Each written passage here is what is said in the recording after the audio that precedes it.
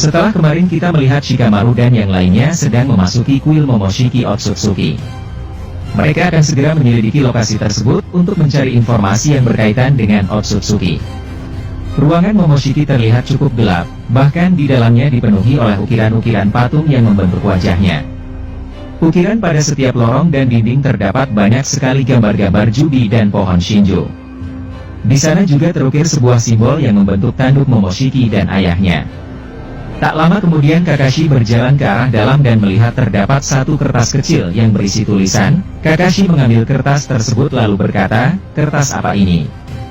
Jika aku lihat sepertinya tulisan ini berisi pesan penting yang dibuat oleh Otsutsuki." Sementara itu Shikamaru melirik ke arah Kakashi dengan ekspresi penasaran.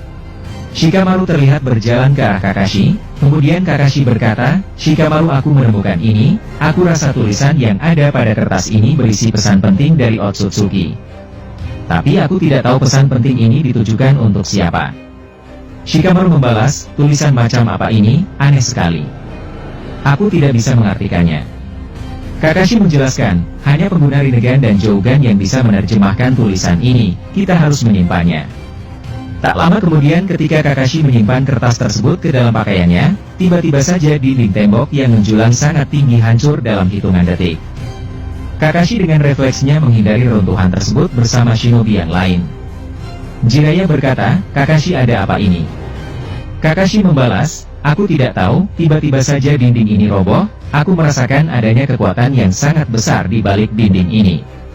Tak lama kemudian Shikamaru menjawab, "Aku rasa kita harus menyelidikinya, aku sangat yakin pasti ada sesuatu di balik dinding besar ini." Akhirnya mereka berjalan dan memasuki tempat yang ada di balik dinding tembok yang sangat besar. Ketika mereka telah masuk, ternyata di balik dinding ini terdapat sebuah pintu masuk yang mengarah ke area bawah tanah. Pintu bawah tanah ini terlihat hancur dan terbelah. Jiraiya berkata, "Ternyata ada pintu masuk di sini, apakah kita akan memasukinya ke dalam?" Saya menjawab, "Tentu saja, aku rasa dinding yang tiba-tiba saja roboh ini berasal dari dalam. Mungkin ada sesuatu yang menyerang keluar hingga pintu ini rusak." Ketika mereka baru saja masuk beberapa langkah, tiba-tiba saja seekor Jubi yang ukurannya masih kecil muncul dan meledakkan Bijudama. Bijudama melesat dari dalam dan menghantam Shikamaru hingga terdorong. Melihat Shikamaru yang terkena serangan Bijudama, Jiraiya memanjangkan rambutnya untuk mengikat Shikamaru agar bisa terselamatkan. Alhasil tubuh Shikamaru berhasil dibawa oleh Jiraiya. Jubi yang ukurannya masih mini langsung keluar dan membombardir aliansi menggunakan Bijudama secara acak. Ledakan demi ledakan terus terjadi dengan sangat dahsyat. Tobirama berkata, "Bukankah ini Jubi, tapi mengapa ukurannya jauh lebih kecil daripada Jubi pada umumnya?" Kakashi membalas, "Aku rasa Jubi ini masih dalam tahap proses peliharaan dan belum mencapai kondisi dewasa. Mungkin Momoshiki masih merawatnya agar bisa digunakan untuk menanam pohon Shinju." Tak lama kemudian Sai berkata, "Jika memang begitu, mengapa Boruto malah menyimpan kita ke sini? Bukankah sama saja kita akan terancam mati di sini?" Jiraiya menjelaskan, "Aku rasa Boruto juga tidak mengetahui tentang keberadaan Jubi di sini, sehingga dia berpikir tempat ini masih aman untuk menyimpan kita." Ketika mereka sedang berbicara, tiba-tiba Jubi milik Momoshiki mengibaskan ekornya hingga angin besar muncul. Kemudian Kakashi mengaktifkan Chidori untuk memotong satu ekor Jubi hingga terpotong. Melihat hal tersebut Tobirama berkata, "Aku rasa memotong seekor Jubi adalah hal yang sia-sia. Dia akan tetap beregenerasi dengan cepat." Dan benar saja ekor Jubi ini langsung muncul kembali dan seketika sembuh. Hashirama dan Tobirama menghampiri Jubi dan saling membentuk segel di kedua tangannya. Dari segel tangan tersebut seketika tameng merah muncul dan mengurung Jubi. Kemudian Hashirama menciptakan Mokuton untuk mengikat seluruh ekor Jubi agar tidak bisa bergerak. Bahkan lehernya terlihat dililit oleh Mokuton Ryujinmon. Namun ketika Hashirama telah memasangkan segel tersebut, Jubi milik Momoshiki tiba-tiba mengamuk dan meregangkan seluruh ekornya dengan sekuat tenaga. Ekor Jubi ini akhirnya mampu mematahkan Mokuton yang melilitnya. Bijudama dikeluarkan secara acak dengan jumlah tak terhitung. Dikarenakan Jubi ini masih terkurung di dalam tameng merah, sehingga Jubidama yang dikeluarkan meledak di dalamnya dan menjadi bumerang untuk Jubi itu sendiri. Terlihat setengah tubuh Jubi hancur dan terpotong. Jiraiya berkata, "Segel merah milik Hokage pertama memang sangat melegenda, tapi aku merasa segel ini akan hancur." Kakashi bertanya, tidak mungkin, bagaimana bisa kau yakin akan hal itu? Jiraiya menjelaskan, lihatlah di area bawah, segel merah yang digunakan oleh Hashirama telah robek. Hal ini disebabkan karena biju dama sangatlah kuat. Jika beberapa kali lagi biju dama dihentakkan, aku sangat yakin dia akan berhasil menghancurkannya. Dan benar saja jubi tersebut beregenerasi dengan cepat, biju dama kembali dikeluarkan secara acak hingga meledak di dalamnya. Namun setelah asap ledakan itu menghilang, segel merah milik Hashirama akhirnya hancur total. Jubi berhasil keluar dan mengacak-acak area sekitar dengan kibasan ekornya. Sakumo Hatake yang disebut sebagai si taring putih Konoha terlihat melesat dengan cahaya putih bergradasi biru. Cakra putih berputar di sekujur tubuhnya dengan cakra Raiton yang mirip seperti Chidori. Sakumo menebas seluruh tubuh Jubi dengan kecepatan tinggi. Alhasil tubuh Jubi ini hancur berkeping-keping. Kakashi yang melihat aksi ayahnya hanya bisa terdiam dan dibuat tercengang. Sementara itu adegan berpindah kepada Boruto yang sedang membagi tugas untuk mencari keberadaan Naruto dan menjaga ayah Momoshiki. Boruto berkata, untuk tim kita akan pecah menjadi beberapa bagian. Ayah Momoshiki akan aku jaga di sini bersama Mitsuki, Himawari dan Paman Madara. Dan kau Paman Obito akan mencari keberadaan ayahku bersama Toneri, Kashin Koji dan Saada. Mendengar hal tersebut Toneri membalas, baiklah itu bukan ide yang buruk. Aku akan segera mencari keberadaan Naruto dan Sasuke. Boruto membalas, aku percayakan hal itu kepada kalian, aku yakin ayahku dan guru Sasuke akan kembali.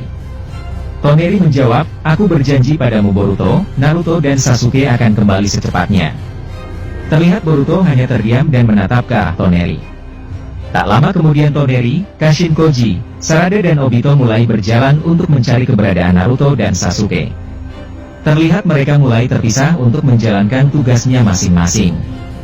Boruto dan yang lainnya terlihat duduk di dekat segel Rikudo Chibaku Tensei dan bersandar pada batu. Himawari berkata, kakak kau terlihat sedih, ada apa? Boruto membalas, tidak Hima, aku hanya sedikit berpikir dengan keberadaan Momoshiki yang terus mengancamku. Dia memang tidak bisa diajak bekerja sama, kesetiaannya pada klan Otsutsuki telah melekat di jiwanya sehingga sangat sulit bagiku untuk menjinakkannya. Himawari berkata, tenanglah kakak, aku berjanji hal itu tidak akan terjadi.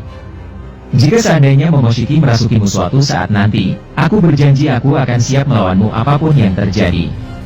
Tak lama ketika Boruto sedang berbicara dengan Himawari, tiba-tiba saja Jougan Boruto mengeluarkan sebuah cahaya terang. Jougan Boruto yang tiba-tiba saja bergejolak bukan tanpa alasan, hal ini terjadi karena rival ayah Momoshiki muncul di alam bawah sadar Boruto melalui resonansi Jougan. Hal ini memang sering terjadi, seorang Otsutsuki yang telah mati pasti masih mampu terbangun melalui kesadarannya di tubuh seseorang yang mempunyai cakranya. Sebagai contoh, Ishiki Otsutsuki yang telah mati masih mampu mendatangi code melalui karmanya. Hal tersebut bisa kalian lihat di manga Boruto ketika Ishiki mati oleh Baryon Mode milik Naruto dan Kawaki. Di sana Ishiki berhasil mati dan dia masih tetap bisa berbicara dengan code melalui akses karma putihnya. Contoh lainnya juga sama, di masa lalu Obito sempat mati oleh Kaguya. Obito yang telah mati masih mampu memberikan kekuatan kepada Kakashi dan masuk ke alam bawah sadarnya. Dari situlah Kakashi mampu membangkitkan Susanoo dan kekuatan Rikudo. Hingga pada akhirnya Kaguya berhasil dikalahkan. Banyak sekali contoh yang bisa kalian lihat mengenai fenomena ini.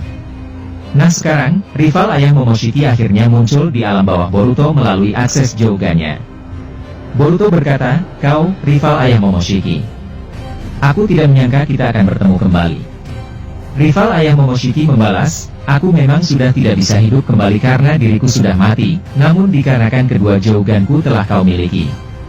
Sehingga aku masih mempunyai kesadaran melalui cakraku yang ada pada tubuhmu.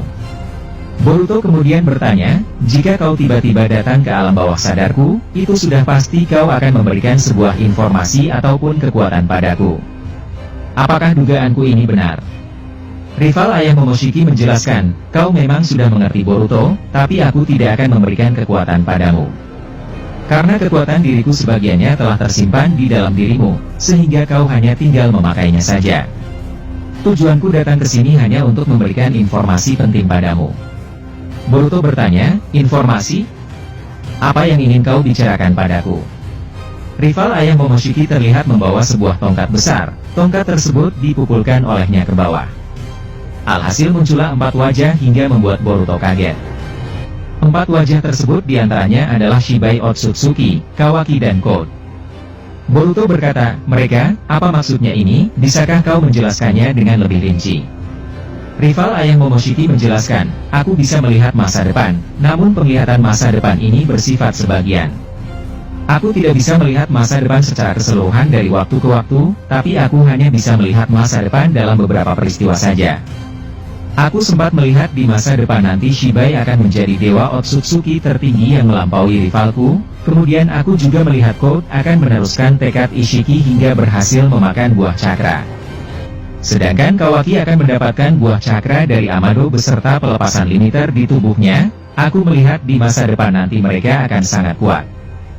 Jadi aku harap kau menghancurkan mereka dari sekarang juga. Jangan sampai mereka melangkah terlalu jauh." Mendengar hal tersebut, Boruto membalas, "Tunggu sebentar, jika memang Shibai, Kawaki dan Code akan mendapatkan kekuatan semengerikan itu, bagaimana dengan Amado, apakah kau bisa melihatnya?" Rival Ayang Momoshiki menjelaskan, "Amado hanya akan memanfaatkan tubuh Kawaki dan Code yang telah sangat kuat. Tubuh mereka berdua akan dimanfaatkan oleh Amado demi kepentingannya sendiri. Amado berpotensi menjadi dewa dan memakan buah cakra." Terlihat Boruto hanya terdiam dan langsung berpikir keras, namun lagi dan lagi sangat disayangkan chapter pun selesai.